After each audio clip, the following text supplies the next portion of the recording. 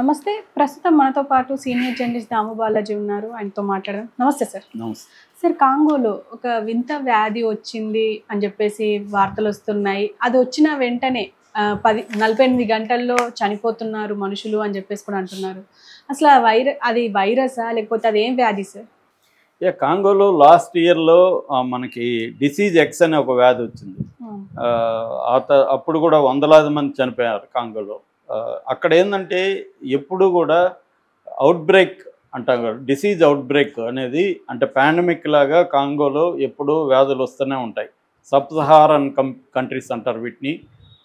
అక్కడ for example Ebola మనం పేర్లు వినుంటాం. ఎబోలా విపరీతంగా స్ప్రెడ్. తర్వాత మలేరియా, నెంబర్ 1 మలేరియా కాంగోలో.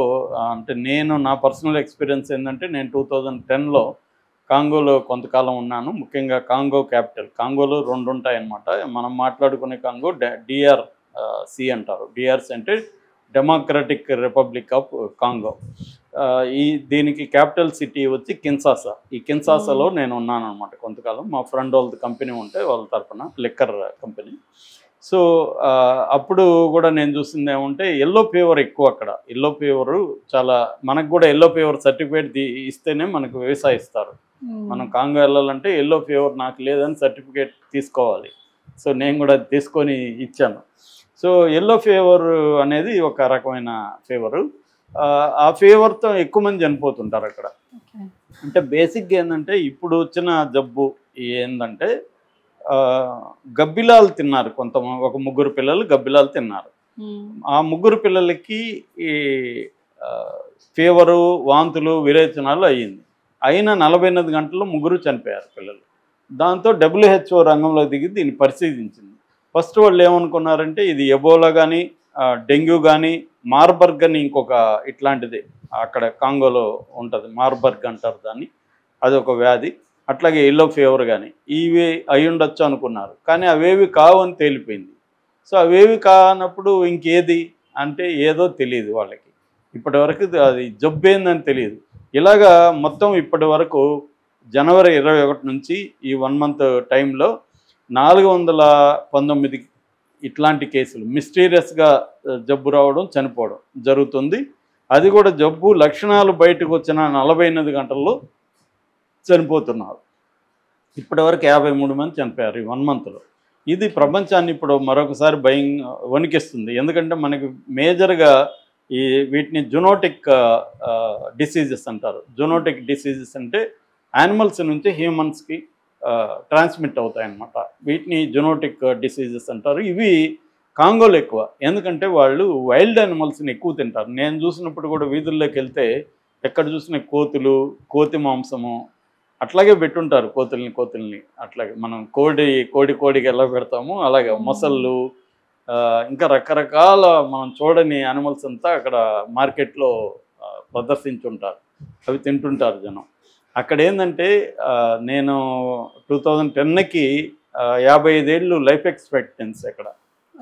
ఇప్పుడు 60 ఉందంటే ఇందాక చదివితే నేను 60 పెరిగింది, 5 ఏళ్ళు పెరిగింది 2010 నుంచి ఇప్పటికీ. అంటే లైఫ్ ఎక్స్పెక్టెన్సీ అంటే యావరేజ్గా బతికే వయసు. మన ఇండియాలో అయితే 70 ఉంది. అక్కడ ఇప్పుడు 60కి వచ్చింది. నేను పోయినప్పుడు 55 అలా ఉండేది. అంటే యంగ్ బ్యాచే కనిపిస్తారు, ముసలివాళ్ళు కనబడరు.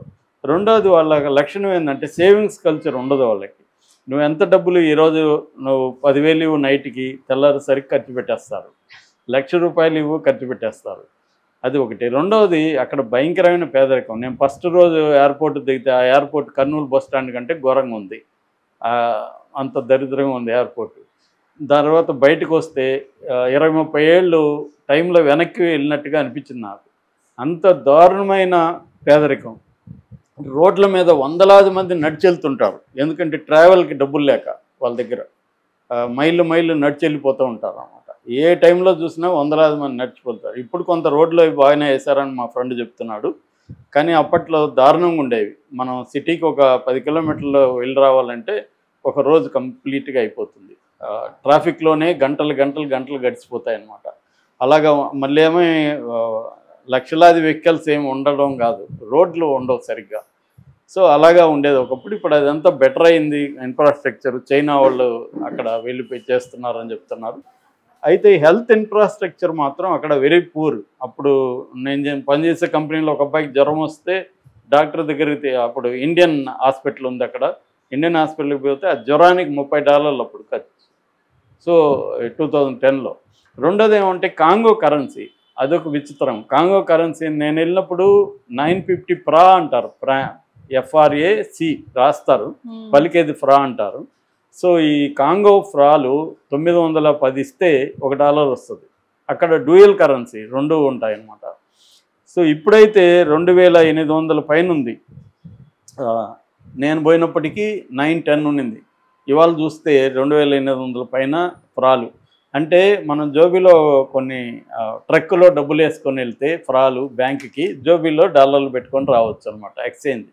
మా ఫ్యాక్టరీకి కూడా ట్రక్కుల్లో కార్లలో పెట్టుకొని వస్తారు కట్టలుగా, జోబీల్లో పెట్టుకొని డాలర్లు వెళ్తారు. అంటే మా దగ్గర ఫ్రాలు తీసుకుంటారు వాళ్ళు, మాకు డాలర్లు ఇచ్చేసి వెళ్తారు. మేము ఎందుకంటే వీళ్ళు లెక్కర అమ్మేది ఫ్రాలలో వస్తుంది. ఆ ఫ్రాల్ని ఎవడో ఎంచడు కూడా నోట్లని. అవి అసలు పరమ దరిద్రంగా ఉంటాయి, నీచంగా ఉంటాయి. అదే డాలర్ మాత్రం చాలా నీట్గా ఉండాలి. కొద్దిగా ఇదైనా డాలర్ తీసుకోరు. ఇవేమో మురికి దీంట్లో అట్లా ఉంటాయన్నమాట, స్మెల్ వస్తుంటాయి. వాటిని ఇట్లా కట్ట చూసి ఇట్ట అనుకొని ఇసిరేస్తుంటారు తప్ప ఎవరు 1 by 1 ఎంచలేరు. అప్పుడే ఇప్పుడెలా ఇంకా దారుణం ఇప్పుడు 2000. సో ఈ విధంగా ఏంటంటే అక్కడ ఎకనామీ పరిస్థితి, health infrastructure very very poor అనమాట. సో దానివల్ల మలేరియాతోనే 90% డెత్లు. మలేరియా అనే జబ్బు, నిజానికి మలేరియా కలరా మనం ఎప్పుడూ మర్చిపోయినాం. సో అలాంటివి ఇప్పుడు అక్కడ 19% మరణాలు మలేరియాలో జరుగుతున్నాయి. దాదాపు 40% ప్రజలకు మలేరియా వస్తుంది. అట్లాగే కలరా, హెచ్ఐవి కూడా అక్కడ ఎక్కువ. దాదాపు 10 లక్షల మందికి కాంగోలో హెచ్ఐవి ఉందని ఒక అంచనా. అట్లాగే ఎల్లో ఫీవర్, ఇవన్నీ కూడా అక్కడ ఎక్కువ ఉన్నాయి. ఇప్పుడు ఈ జబ్బు అంటిస్తారేమో భయపడి ఇప్పుడు కాంగో మనం వెళ్తామంటే ఎయిర్పోర్ట్లో అసలు మనల్ని బతిమలాడుకుంటారు, వెళ్ళొద్దు సార్ మీరు కాంగోకని. ఎందుకంటే భయం అనమాట, వీళ్ళు వెళ్ళి అక్కడ ఏమి ఇబ్బందులు పడతారో అని. అట్లా ఉంటుంది అనమాట. ఇమిగ్రేషన్ వాళ్ళు మనల్ని రిక్వెస్ట్ చేస్తారు, వెళ్ళకండి మీరు. ఫస్ట్ బెదిరిస్తారు, లేదు మేము వెళ్తామంటే అడుక్కుంటారు కూడా, వెళ్ళకండి అక్కడ అని.